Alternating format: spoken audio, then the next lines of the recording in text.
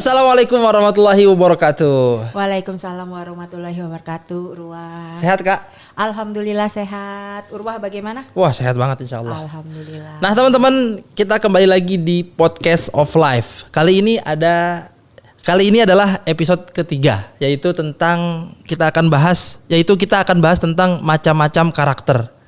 Ada apa aja sih Kak karakter itu? Alhamdulillah.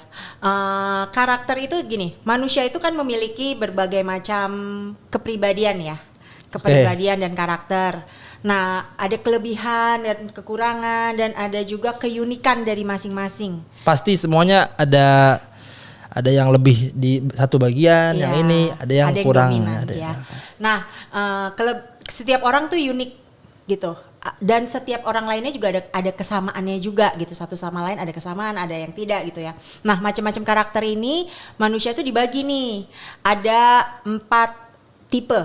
Oh jadi ada 4 tipe ya guys ya? Ya, 4 tipenya itu adalah controller, pengontrol, terus ada supporter, pendukung, terus ada analyzer yaitu penganalisa, yang kemudian yang keempat adalah promotor.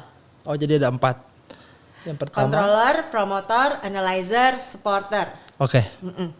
Nah dari 4-nya ini setiap orang sebenarnya itu memiliki 4-4-nya. Hanya ada dominannya di bagian mananya. Oke. Gitu. Jadi potensi untuk itu sebenarnya ada semua ya. Ada. Pada setiap individu ya. Setiap individu sebenarnya ada, tapi lebih dominannya yang di mana. Gitu. Oke. Kita bahas satu-satu Kak. Oke. Dari mulai controller. Controller, pengontrol. Nah, kalau pengontrol ini lebih sering disebut the strong. Dia dominan banget dalam suatu dalam suatu lingkup. Dalam lingkungannya. Jadi lingkungannya. Ya, sikapnya tuh lebih the strong. Karena dia lebih sering mendominan dan mendominasi gitu. Nah, kalau controller ini kemudian terus dia itu cuman fokusnya ke result, ke hasil gitu. Nah, kemudian yang kedua adalah promotor. Kalau promotor ini sering kita sebut the popular. Oh, dia yang tebal pesona gitu. Bukan tentang tebal pesona, tapi dia ingin terkenal. Seperti itu. Goalsnya ada goalsnya, tapi dia lebih kepada dia ini ingin kan sikap, bukan sikap tentang ya? goals ya, sikap. Ini kan karakter ini sikapnya dia kan. Terus yang ketiga adalah analyzer, penganalisa. Nah, kalau penganalisa ini sering disebut the perfect. Berarti dia yang suka riset-riset biasanya. Itu analisa bukan? Kan sering disebutnya the perfect nih. Nah, the perfect itu dia selalu pengen terlihat sempurna, sehingga dia apa-apa dianalisa semuanya. Terstruktur orangnya gitu. Iya benar. Nah, kemudian yang keempat adalah supporter. Itu ngikut aja kayaknya itu. Supporter itu dia sering disebut adalah cinta damai. Karena dia menghindari konflik. Dia lebih senang it's all about relationship. Yang penting hubungan baik. Eta. Jadi dia takut ambil resiko gitu-gitu. Sebenarnya masuk juga nggak? Iya, sebenarnya nanti kita akan bahas tentang kelebihan dan kekurangan ya nanti satu-satu. Apa mau langsung sekarang aja kita bahas? Sekarang aja. Langsung bahas. Misalnya gini, kalau controller itu kan seorang pengontrol. Dia itu pasti semuanya ada kelebihan dan kekurangannya gitu. Nah, kelebihannya adalah kalau orang pengontrol ini dia emang fokus dengan hasil. Bagus banget kan? Dia apa-apa perlu melihat hasil, harus 100% gitu. Fokus. Jadi dia apa? Sehingga dia kerjanya cepat, agresif, cepat ambil keputusan gitu. Strict sama timeline yang ada biasanya. Iya benar. Terus benar-benar bertanggung jawab orangnya, begitu. Hanya mungkin karena dia fokusnya sama hasil, sometimes terlihatan egois. Karena kan dia ayo harus begini gitu kan. Tapi jadi ada orang-orang yang dengan karakter yang berbeda kadang-kadang sakit hati atau bisa kayak gitu ya. Ada beberapa orang yang melihatnya aduh kok begini ya gitu. Padahal misalnya karena dia fokus sama hasil, ayo kita bisa kerja, ayo gini. Mungkin ada beberapa orang yang mungkin kapasitasnya tidak bisa secepat itu sehingga mungkin orang itu akan langsung aduh kok nggak susah ngejar ya, aduh buru-buru banget sih gitu. Mungkin begitu yang terlihatnya gitu. gitu. Nah itu sih sebenarnya. Dan mungkin kekurangannya karena terlalu mendominan suatu hal sehingga orang ngerasa kok egois banget ya, mungkin seperti itu gitu kan. Nah kalau apa tadi promotor kan promotor itu kan selalu ingin terkenal ya, tapi kelebihannya adalah dia itu memang orang-orang promotor itu orang-orang yang menarik. Dia senang berada di kerumunan. Oke. Jadi dan dia tuh berarti, sangat ekspresif orangnya. Itu masuk kayak kan ada istilah introvert, extrovert itu beda lagi ya? Beda lagi. Ini beda lagi pembahasan. Oke, lanjut. Jadi ya. Promotor ini dia ini orangnya kalau kamu bisa lihat nih orangnya emang karena ingin terkenal jadi sometimes it's all about me. Gitu. Tapi gua gimana? Iya, karena ingin terkenal. Tapi dia fokusnya adalah gini. Tapi bagusnya orang promotor ini orangnya itu dia itu tidak terlalu banyak pikir panjang gitu. Jadi kalau dia mau melakukan sesuatu langsung spontan gitu. Dan dia itu kan orangnya menarik ya. Mudah beradaptasi atau? Mudah beradaptasi, mudah bersosialisasi dan dia itu punya energi yang bisa menarik massa, menarik orang sehingga bisa kelebihannya orang-orang promotor itu adalah orang yang bisa sangat meyakinkan orang sekelilingnya. Makanya kalau pemimpin-pemimpin dia jadi pemimpin tuh bagus sekali karena dia bisa menarik massa. Oh gitu ya. Meyakinkan orang, itu kelebihannya dia tuh bisa meyakinkan orang dan dia tuh orangnya ekspresif, menarik sehingga orang tuh senang berada di sini. Oh sekelilingnya merasa tertarik dengan kepribadian dia. Iya. Dan sometimes tapi kekurangannya betul. Kekurangannya ya karena dia orangnya apa-apa spontan, tidak pikir panjang. Sometimes jadinya membuat dia terbentur dengan kendala. Nah kalau misalnya dia lagi semangat, moodnya tuh bisa nge-swing gitu sometimes. Jadi kayak lagi semangat tapi tidak langsung ditanggapi, dia langsung bisa berubah jalur karena dia cepat. Karena dia punya beberapa opsi lagi untuk dia jalankan. Iya, jadi cepat gitu kan. Jadi kekurangannya sometimes dia cepat. Nggak tuntas, tidak sampai tuntas gitu. Oke. Yang ketiga adalah tadi penganalisa ya. Penganalisa itu kan sering disebut adalah dia kenapa jadi lupa? Riset apa? The perfect. Oh dia. Karena saking ingin perfectnya, dia menganalisa dari A harus ke B, dari B harus ke C, harus runut ke D. deh.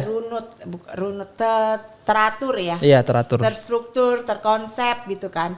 Nah karena dia harus terkonsep semuanya banyak pertimbangan gitu kan. Terus kelebihannya tuh dia itu tetap tenang dan bisa negosiasi. Dia karena dia strict, stabil ya. Karena dia strict sama struktur, misalnya dalam bekerja gitu, dia tidak dia tenang dengan apa yang pengen dia capai. Step ini dulu. Iya, sehingga emosinya pun dia emang stabil, tenang, stabil gitu. Nah, tapi kekurangannya karena dia terlalu banyak mikir ya gitu. Sometimes untuk mengambil tindakan itu terlalu lama gitu, tidak langsung mengambil tindakan. Gitu. Ini beda sama yang sebelumnya promotor. Iya, benar. Sangat saling ya. Apa tuh namanya? Berseberangan. Kemudian yang keempat adalah tentang supporter, pendukung. Pendukung ini kan sering disebut adalah cinta damai. Dia itu menghindari konflik karena emang dia selalu menjaga hubungan dengan orang lain.